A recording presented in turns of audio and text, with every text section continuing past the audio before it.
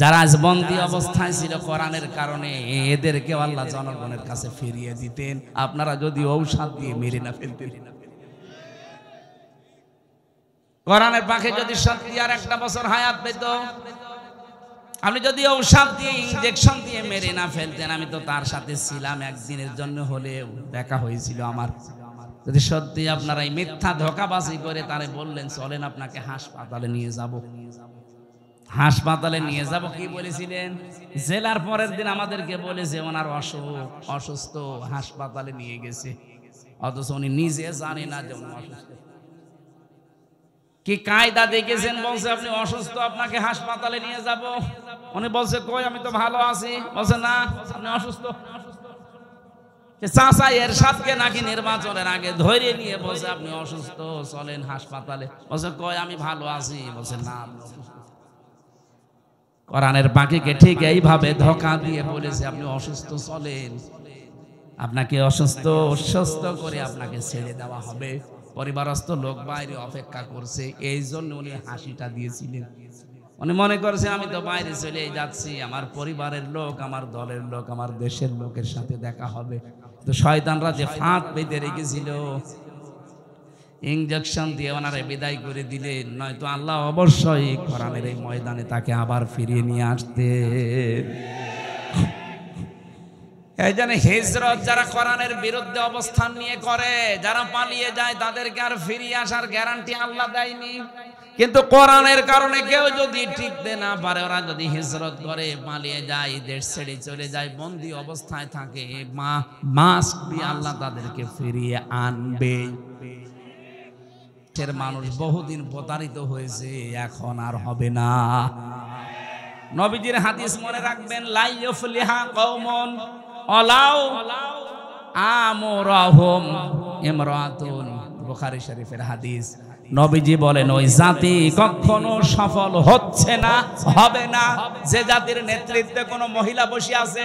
এই জন্য 53 বছর নেতৃত্ব যারা দিচ্ছে, আজ আমাদের কপাল পুড়ে গেছে, নষ্ট হয়ে গেছে। আমরা এমন মানুষকে সামনে নিয়ে নেতৃত্বে বসিয়েছি যে মানুষ নেতৃত্বে যাওয়াই জায়েজ নেই। সুতরাং আমরা সাবধান হব, কোনদিন যেন আমাদের এই দেশে কিয়ামতের আগে কোন মহিলা নেতা হতে না পারে। পুরুষ মানুষ আসুক, সে চাচা এরশাদের মতো হোক, তাও ভালো। কথা বলছে না, দরকার সকালে এক কথা বলবে, বিকালে আর এক কথা বলবে, তারপরও ভালো। মেয়ে লোক আসতে পারবে না। আপনি তাকান না কেন আমেরিকার দিকে, জাতে মাতাল হলো, তাহলে ঠিক আছে। আজ পর্যন্ত তারা কোন মহিলাকে চেয়ারে বসায়নি। এক কথা বলছেন না কেন? অথচ নারী অধিকার নিয়ে তারা দেখেন মুখ ফাটাচ্ছে, বুক ফাটাচ্ছে। কমলা হ্যারিস কি মহিলা? তারে দেয়নি, দিয়েছে ট্রাম্প। সে যাই হোক, তারে দেবে, সে পুরুষ মানুষ। কথা বলছেন না কেন? আমরা তো এই পাগলামি এখনো পর্যন্ত সারতে পারি না। এখন মনে হয় সারবে। সামনে কোনো মহিলা আসতে পারবে না এই দেশে।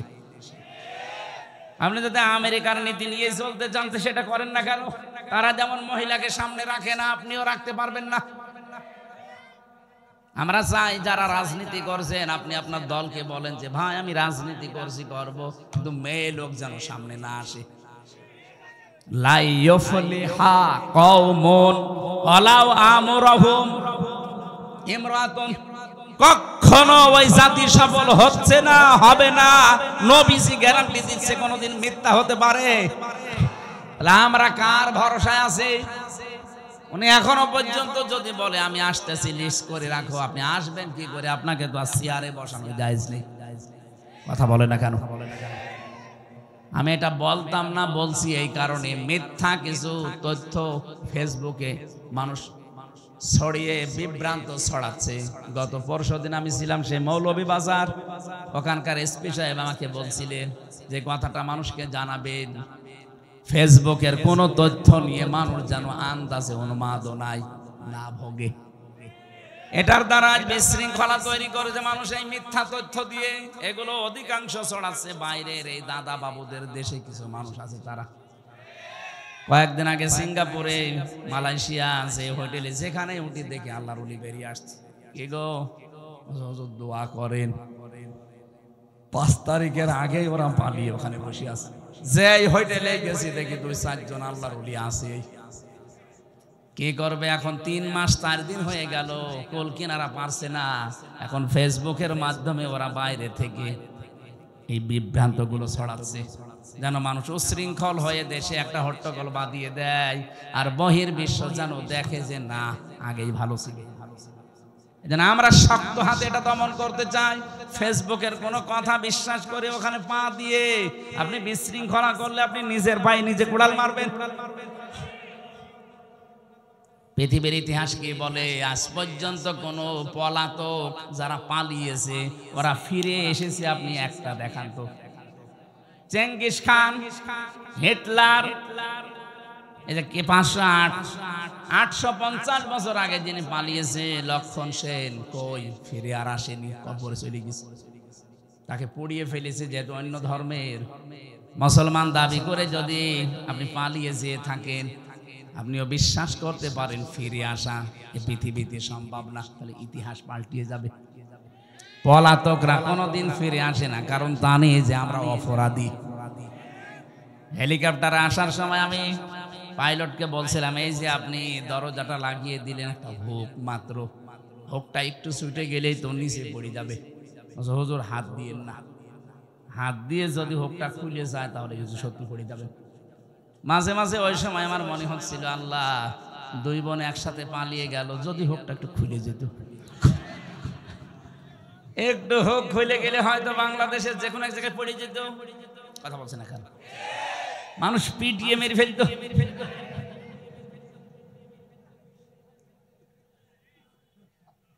এবার প্রশ্ন আসতে পারে, নবীজি পালিয়ে গেল, উনি আবার ফিরে আসলো, এটা কি হবে? হ্যাঁ, এবার শোনেন সূরা কসস 85 নম্বর আয়াত। নবীজি যখন নিজের ঘর থেকে বের হয়ে কাবা শরীফ পার হয়ে রাউহা নামক স্থানে ওই জায়গায় দাঁড়িয়ে কাবার দিকে তাকিয়ে নবীজি বলেছিলেন, কাবা, বড় শখ ছিল তোমার খেদমত করব, কিন্তু তোমার নিষ্ঠুর সন্তানেরা আমারে থাকতে দিল না। তখন আল্লাহ একটা আয়াত নাযিল করেছেন, সূরা কসস 20 নম্বর পারা 15 নম্বর পৃষ্ঠার 1ম নম্বর লাইনের 85 নম্বর আয়াত। ভালো করে শুনবেন, এখানে 2টা তথ্য আছে।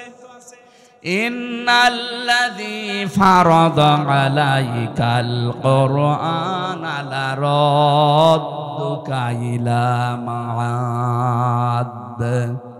এখানে আলেম নেই, শব্দটা কি দেখেছেন? ইন্নাল্লাযী ফারাদা, অবশ্যই, আল্লাযী ফারাদা আলাইকাল কুরআন, আপনার উপরে কোরআনের আইন মানা আমি আল্লাহ ফরজ করে দিয়েছি। কোরআনের আইন মানা কি? আরো জোরে বলেন। নবীজি যে মক্কাতে যতদিন ছিলেন, উনি কি নিজের আইন প্রতিষ্ঠার জন্য না কোরআনের আইন? কথা বলেন না কেন? কোরআনের আইন যারা প্রতিষ্ঠা করার জন্য ফরজ মনে করে কাজ করে, আল্লাহ পরের শব্দে দিয়েছেন লা রাদ্দুকা ইলা মাআদ, লামে তাকিদ। আল্লাহ গ্যারান্টি দিচ্ছেন, হে নবী, আজকে আপনি যেখানে দাঁড়িয়ে কাবার দিকে মুখ করে আফসোস করছেন, আমি আল্লাহ গ্যারান্টি দিলাম, আপনি যদি কোরআনের আইন কায়েম করার জন্য, প্রতিষ্ঠা করার জন্য এটা ফরজ মনে করে কাজ করতেন। কোরআনের আইন প্রতিষ্ঠা করা নফল না ফরজ? আরো জোরে বলেন, কেন ফরজ? যত নবী আল্লাহ পাঠিয়েছেন, বড় বড় 4 জন নবীর নাম আল্লাহ ব্যবহার করেছেন সূরা শুরা 13 নম্বর আয়াতে। বড় বড় 4 জন নবীর নাম, এমনকি মুহাম্মদুর রাসূলুল্লাহকে আল্লাহ বলেছেন, নবী আপনাকেও আমি আদেশ দিলাম, আন আকিমুদ্দিন, দিন কায়েম করা লাগবে। দিন কায়েম করা মানে কোরআন কায়েম করা। কথা বলেন না কেন? ওয়ালা তাতাফাররাকু ফি, এ বিষয়ে কোনো মতপার্থক্য ফতোয়াবাজি চলবে না। এই আয়াতগুলোর দ্বারা প্রমাণ হয়, কোরআনের আইন যারা প্রতিষ্ঠার জন্য চেষ্টা চালাবে, এই মানুষগুলো যদি বাধ্য হয় দেশ ত্যাগ করতে, হিজরত করতে, চলে যেতে, আল্লাহ গ্যারান্টি দিয়ে বলেছেন, অবশ্যই আপনাকে আমি এই জায়গায় আবার ফেরত নিয়ে আসবো। এই জন্য এই বাংলাদেশে কোরআনের কারণে, কোরআনের আন্দোলন করার কারণে, প্রতিষ্ঠার জন্য যারা টিকতে পারে নাই, হয়তো দেশ ত্যাগ করেছে অথবা গোপনে ছিল। কথা বলছেন এখন? অথবা এমন কোন জায়গায় চলে গেছে যে আসার মতো না, এই মানুষগুলোকে আপনি দেখবেন আল্লাহ পাক ঠিক তাদের মর্যাদা দিয়ে আবার ফেরত নিয়ে আসবেন। লা রাদ্দুকা ইলা মাআদ, অবশ্যই আমি আল্লাহ ফেরত নিয়ে আসবো আপনাকে। এর বাস্তব প্রমাণ মাওলানা আবুল কালাম আজাদ, ওই যে দাঁড়িয়ালাটা, এই কথা বলছে না কেন? মিথ্যা মামলা বাচ্চু রাজাকার নাম দিয়ে চালিয়ে দিয়েছিলেন। হায়াত যদি শেষ হয়ে যায় সেটা আলাদা কথা। নবীজির যেহেতু হায়াত শেষ হয়নি, 13 বছর অত্যাচারিত হওয়ার পরে বিদায় নিয়েছিলেন হিজরত করে, কিন্তু আল্লাহ আবার সসম্মানে 10 বছর মদিনার রাষ্ট্রপ্রধান করে নিয়ে এসেছেন। বলেন, তারে যদি 13 বছর অত্যাচারের পরে 10 বছর রাষ্ট্র ক্ষমতা দিতে পারে, আমরা আজ 15 বছরের অধিক নির্যাতিত, দেশটার ভেতরে জেলখানার মতো ছিলাম আমরা প্রত্যেকেই। আমাদের তো আরো মনে হচ্ছে 2 বছর বেশি হয়ে গেছে। আল্লাহ আমাদেরকেও 10 বছরের জন্য দেশটা হাতে তুলে দাও। নবীজিকে যদি দিতে পারে, নবীর উম্মত যারা, তাদেরকে আল্লাহ দেবে না? বলেন, দুর্বল যাদেরকে করে রাখার চেষ্টা করা হয়, আল্লাহর গ্যারান্টি তাদেরকে জমিনের ওয়ারিস আল্লাহ বানিয়ে দেয়। এটা সূরা কসসের 5 নম্বর আয়াতে আছে, অনুরিদু আন্নামুন্না আলাল্লাযীনা ইসতুযইফু ফিল আরদ ওয়া নাজআলাহুম আইম্মাতাও ওয়া নাজআলাহুমুল ওয়ারিসিন। ফেরাউন যে দলটাকে কোণঠাসা করে রেখেছিল, দুর্বল করে রেখেছিল, অপমান অপদস্থ করত, আমি আল্লাহ ইচ্ছা করলাম ওই দলটার উপর একটু অনুগ্রহ করি। আমি আল্লাহ এমন অনুগ্রহ করেছি, আমি জমিনের শাসন ক্ষমতা তাদেরকে নেতা বানিয়ে দিয়েছি, এবং ওই জমিনের মালিক আমি আল্লাহ উত্তরাধিকারী বানিয়ে দিয়েছি। এটা যদি আল্লাহ হাজার হাজার বছর আগে করতে পারে, ওনার শক্তি এখন আর নেই। বলেন বলেন, মাস্ট বি, উনি আমাদেরকে দেখাবে। কোরআন আমরা 100 ভাগ বিশ্বাস করি। কেন দেখাবে? অনুমাক্কিনা লাহুম ফিল আরদ, জমিনে আমাদেরকে আল্লাহ ক্ষমতা দেবেন। ও নুরিয়া ফিরআউন ওয়া হামান ওয়া জুনুদাহুমা মিনহুম মা কানু ইয়াহজারুন। আল্লাহ পাক বলেন, ফেরাউন, হামান এবং তার সৈন্যদেরকে আমি দেখাতে চাই, যারা সবচাইতে বেশি ভয় করত মুসার দলকে, তাদেরকে আমি ক্ষমতা দিয়ে দিয়েছি। এই 53 বছরে সবচাইতে বেশি প্রত্যেক জালেম এবং মুনাফিকরা ভয় পায়, না জানি যাদেরকে বেশি কোণঠাসা করে রাখলাম তারা আবার ক্ষমতায় চলে আসে কিনা। আল্লাহ পাক মনে হচ্ছে আমাদের উপরে এখন মনন করেছে। আগস্টের 5 তারিখের আগে আপনি জরিপ দেখেছেন, মাত্র 100 জনের 15 জন মানুষ চাইতো এদেশে ইসলাম কায়েম হোক। 3 মাস 4 দিনের ব্যবধানে গতকালকের জরিপ দেখেছেন, 100 জনের 58 জন মানুষ এখন চাচ্ছে দেশে ইসলাম কায়েম হোক। আয়াতগুলো আমার মনে হচ্ছে বিশ্বাস যে আল্লাহ দেখাবে। কথা বলে না কেন? আরে ভাই, মানুষের অন্তর তো আল্লাহর কুদরতি হাতে, উনি ঘুরিয়ে দেবে। পারবে না উনি? এই জন্য মনোনীত দিন আল্লাহর কাছে ইসলাম, এটার ভেতরে আমরা যারা আছি, আপনি মনে করবেন যদি ইসলাম মানতে পারেন, তাহলে ইসলামের ভেতরে আপনি প্রবেশ করেছেন আল্লাহর কথা অনুযায়ী। আনুগত্য, আত্মসমর্পণ, এটা 1 নম্বরে আপনার ভেতরে পাওয়া যাবে। 2 নম্বরে ইখলাস পাওয়া যাবে। কি পাওয়া যাবে? প্রত্যেকটা কাজে আল্লাহর জন্য মানুষ। 3 নম্বরে বিশুদ্ধ আকীদা তৈরি হবে আপনার। যদিও বাংলাদেশ সহ বিশ্বে, বিশেষ করে বাংলাদেশ, ভারত, পাকিস্তান, এই 3টা দেশে জামাতে ইসলামী নেই। বলেন, এই 3টা দেশে আমি গেছি, দেখেছি এই মজলুম দলটার উপরে কিছু আলেম নামধারী। আমি আলেম তাদের বলি না, কারণ তারা এদের বইগুলো পুরাটা পড়ে না, আন্দাজে ফতোয়া দেয়। এই মাজলুম দলটার উপরে আকীদার প্রশ্ন তুলে একটা বিভ্রান্তি ছড়ায় মানুষের মাঝে যে এদের আকীদা ঠিক নেই।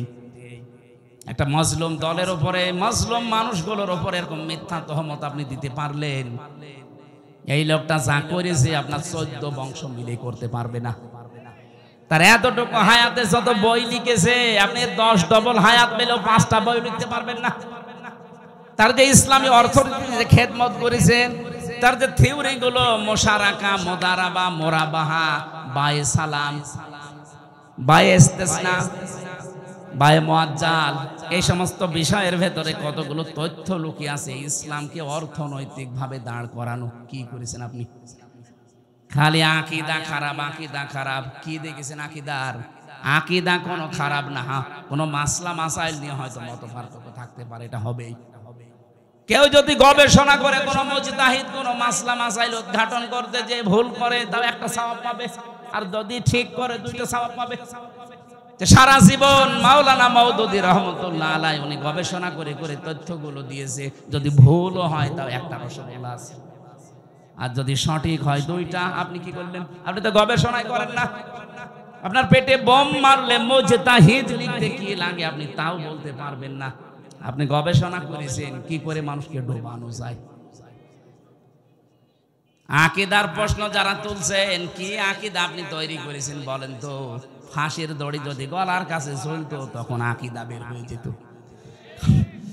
যে মানুষগুলোর উপর এই প্রশ্ন তোলেন তাদের আকীদা আপনি টের পাননি। ফাঁসির দড়ি একদিকে, আর একদিকে শুধু যদি বলতো যে না আমি ছেড়ে দিলাম, সঙ্গে সঙ্গে তাদেরকে মন্ত্রী বানিয়ে দিত। এই অফারও দিয়েছিল।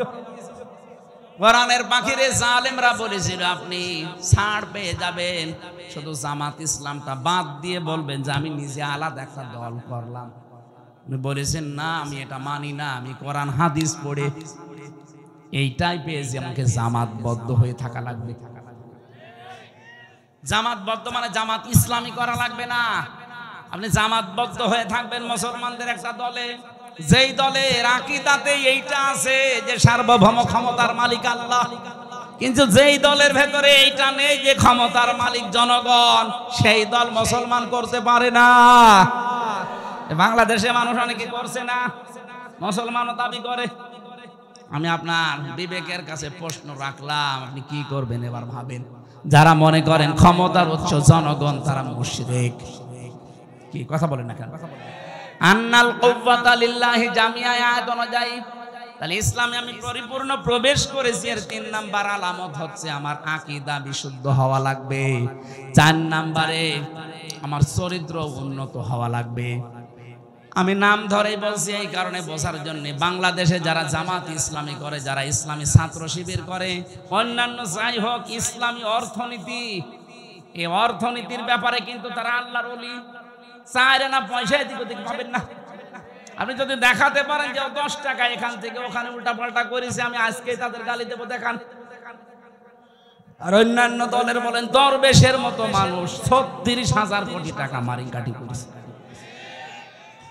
আর বলে দাড়ি নেই। আরে দাড়ি নেই তাতে কি হতে? চায় না পয়সা নড়িয়েছে কিনা বলেন তো? আর দাড়ি থেকে দরবেশ কি করলো? 7টা ব্যাংক থেকে 36,000 কোটি টাকা সরিয়েছে। বাংলাদেশে 2 প্রকার চোর পাওয়া যায়, একটা সিসকে চোর আর একটা জায়দ্রে চোর। এই ডিম মিম যারা চুরি করে, মুরগি মুরগি চুরি করে, ঘালো পটল, এগুলো সিসকে চোর। আর এই যে ব্যাংক ডাকাতি করে যারা, শেয়ার বাজার লুট করে যারা, যারা বেগম পাড়া বানায়, সাহেব পাড়া বানায়, এই মানুষগুলো সিসকে চোর না জায়দ্রে চোর? হাত কাটার কথা কি সিসকে চোর না জায়দ্রে চোরের? যারা অভাবে চুরি করে অভাব দূর করে স্বভাব ভালো করে দাও, আর যারা স্বভাবে চুরি করে সাক্ষ্য প্রমাণ ধরা পড়লে হাত কেটে দাও। এটা যদি আজকে সত্যিই কোরআনের বিধানটা থাকতো, সূরা মায়েদার 38 নম্বর আয়াতটা বাংলাদেশে যে কয়টা ধরা পড়েছে, একটাও হাত এখানে থাকার কথা না, সব ঝুলে থাকতো। এক কথা বলেন না কেন? বাংলাদেশ চোর মুক্ত হয়ে যেত এমনি। এই জন্য উন্নত চরিত্রের বেলায় এই জায়গা ছাড়া আর কোনো আপোষ নেই, কারণ উন্নত চরিত্র বানাতে ট্রেনিং দেওয়া হয়। আপনি আসেন 6 মাস একটু থাকেন, আপনার চরিত্র উন্নত হয়ে যাবে। চুরি কি জীবনে আপনার ভেতরে আর আসবেই না। 5 নাম্বার লেনদেনে স্বচ্ছ থাকা। আপনার লেনদেন স্বচ্ছ আছে? কোন দোকানে বাকি করলে জীবনে আর দোকানের সামনে দিয়ে যায় না, অন্যদিকে ঘুরে যায়। লেনদেন করছে। এই 5টা বিষয়। 1 নম্বরে আত্মসমর্পণকারী, 2 নম্বরে আপনাদের মনে নেই কিছু? কি বললাম বলেন? হ্যাঁ, ইখলাস লাগবে প্রত্যেকটা কাজে। 3 নম্বরে বিশুদ্ধ আকীদা অর্জন করা লাগবে, বিশ্বাস। 4 নম্বরে চরিত্র করা লাগবে উন্নত। 5 নম্বরে লেনদেন আপনি স্বচ্ছ থাকবেন। আল্লাহ বলেন এই 5টা আলামত যার ভেতরে দেখতে পাবে সে যেন মনে করে যে আমি ইসলামে পরিপূর্ণ প্রবেশ করেছি। আমরা যারা এসেছি এই 5টা কাজ দুনিয়ায় আদায় করার তৌফিক দেন, আমিন। আল্লাহুম্মা আমিন। লা ইলাহা ইল্লা আনতা সুবহানাকা ইন্নী কুনতু মিনাজ জালিমিন। রব্বুল আলামিন, সারাটা জীবন অপরাধ করে জীবনটা নষ্ট করে ফেলেছি।